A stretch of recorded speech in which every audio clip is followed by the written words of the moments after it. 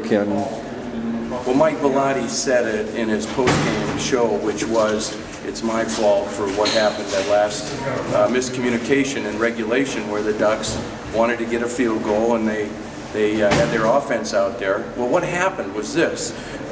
Justin Roper was going to run it to the left and then spike the ball. He told the offense that in the huddle. All of a sudden the field goal team comes out and now the long snapper's in at center and he didn't want to take a chance of taking a snap and spiking in that situation. Certainly understandable, but that was what the problem was.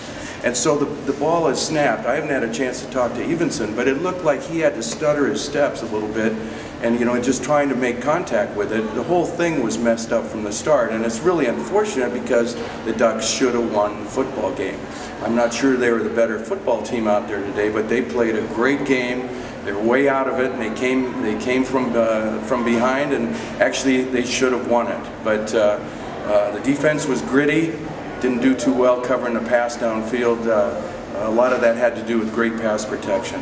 OSU was just generally sending 2 or 3 receivers down and trying to protect. The pass rush was really not what it needed to be. They needed to get some heat on Molino, and they could not do that. So that was a big problem. Jonathan Stewart, you know, that last play, 4th and 1, Bellotti said that the officials should have measured it. I think there's something to that. It was, you know, it was pretty close, but the Oregon State guys ran off. They had felt they had stopped them. But why that play?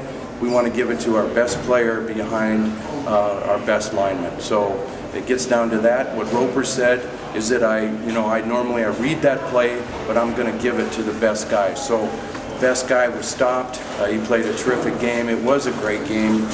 Oregon State actually gave the Ducks a shot on their last possession when they ran the ball once, forced the Ducks to use a timeout. Then they threw the ball deep, stopped the clock, and really they could have either forced the Ducks to use a timeout or eat up 20 or 30 seconds. And that really gave Oregon a chance for that last field goal. Evenson's 53-yarder, plenty long enough, just a little bit off, and then the 15-yard penalty with Oregon State. Everyone's going, hey, things are going to work out for the Ducks. They just did not work out. And what were you thinking when after the penalty of 20 seconds? Were you thinking kick it immediately, or what were you thinking? I thought run it to the middle and stop the clock. And that's still a risk involved there. Well, there is, and the problem was sending the field goal team on when the offensive unit had the plan and that they were going to run a play and then spike it. So, you know, that's what happens when things get crazy, and it's unfortunate because really the Ducks have not had a lot of tactical kind of errors this season. It's been a pretty good season for this, but boy, this one hurts, and the Ducks are going to remember this for a long, long time. Justin Roper.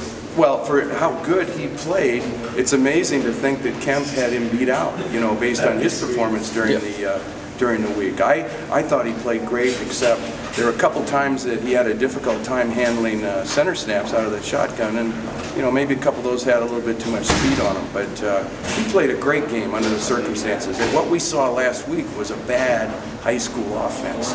And today, against the #1 rushing defense in the United States, they ran the ball well, they competed well. It was a great Civil War.